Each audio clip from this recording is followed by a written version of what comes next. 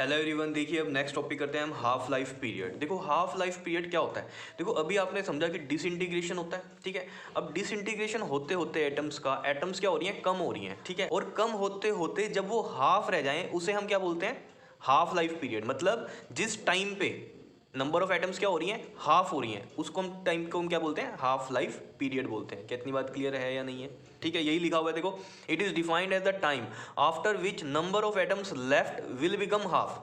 मतलब कितने टाइम के बाद नंबर ऑफ एटम्स जो हैं वो क्या हो जाएं, हाफ हो जाएं of initial number of atoms, उसे हम क्या बोलते हैं, हाफ लाइफ पीरियड बोलते हैं। तो देखो अभी हमने डी के इक्वेशन की है, ठीक है, इससे पिछले टॉपिक में। तो वो इक्वेशन लो जरा, फ्रॉम इक्वेशन कौन सी थी वो हमारे पास, n इज इक्वल टू में एन नॉट ई की पावर माइनस में लैम्डा टी। और एन नॉट वहाँ भी मैंने आपको बताया था इनिशियल नंबर ऑफ एटम्स है, और एन क्या है, तो डिसइंटीग्रेशन के बाद हो रहे हैं, ठीक है। तो जो हमारे पास हाफ लाइफ पीरियड की डेफिनेशन है एज पर स्टेटमेंट, वो क्या कहता है कि जब नंबर ऑफ एटम्स क्या रह जाएं, हाफ रह जाएं। मतलब इनिशियल नंबर ऑफ एटम्स कितने हैं, एन नॉट, और ये हाफ रह जाएं, ठीक है। मतलब जो ये n है ये हमारा कितना हो जाए, एन नॉट बाई टू हो जाए। तो वो जो टाइम पीरियड होगा जिसमें नंबर ऑफ एटम्स हाफ हो गए हैं उसको हम क्या बोल रहे हैं, हाफ लाइफ पीरियड बोल रहे हैं। तो यानी कि number of atoms is equal to में एन नॉट बाई टू रह गए, यही मतलब हुआ। इनिशियल नंबर ऑफ एटम्स कितने हैं, एन नॉट, और हाफ कब रहेंगे, जब उसको हम लिखेंगे एन नॉट बाई टू। मान लो ये 10 थे तो 10 बाई टू ही होंगे ना हाफ, तो ठीक है। तो n इज इक्वल टू में एन नॉट बाई टू ले लिया हमने यहाँ पर। अब देखो जरा इस इक्वेशन में पुट करो, n की वैल्यू कितनी हो गई, N nought by two, and this is N nought and E की पावर माइनस में लेमडा टी। यहाँ से देखो ये एन नॉट इस एन नॉट से कैंसिल हो गया, ठीक है। ये कितना बचा, वन बाई टू, और यहाँ पर ये ई की पावर माइनस लेमडा टी ये बचा है, ठीक है। इसको मैं ऐसे भी लिख सकता हूँ, one by two is equal to में ई की पावर माइनस लेमडा टी है, ठीक है। इसको मैं ऐसे लिख दूँ यहाँ पर, वन अपॉन में ई की पावर प्लस में लेमडा टी लिख सकता हूँ या नहीं, ठीक है।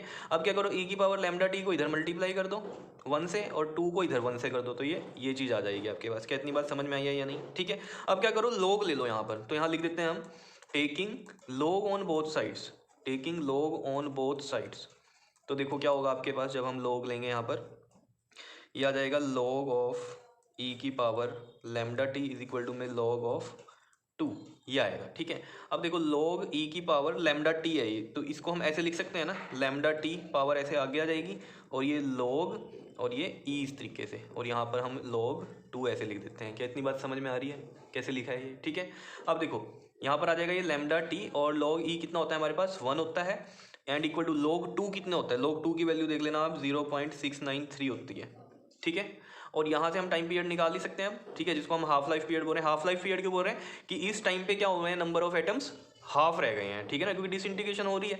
डिसइंटीग्रेशन होते होते क्या हो रहे हैं, नंबर ऑफ एटम्स कम हो रहे हैं, नंबर ऑफ एटम्स कम हो रहे हैं, लेकिन वो हाफ रह गए। जहाँ पर वो हाफ रह जाए वो टाइम हमें देखना है, ठीक है। और उसको हम क्या बोल रहे हैं, हाफ लाइफ पीरियड बोल रहे हैं, ठीक है। तो यहाँ से देखो जरा, t इज इक्वल टू में कितना आ जाएगा, ये 0.693 अपॉन में लेमडा। तो ये t जो है ये हमारा क्या है, हाफ लाइफ पीरियड आ गया है, कि जिस पर नंबर ऑफ एटम्स क्या रह जाते हैं, हाफ रह जाते हैं, वो टाइम पीरियड है ये। क्या इतनी बात समझ में आई है या नहीं, इसी को हम क्या बोल रहे हैं, हाफ लाइफ पीरियड।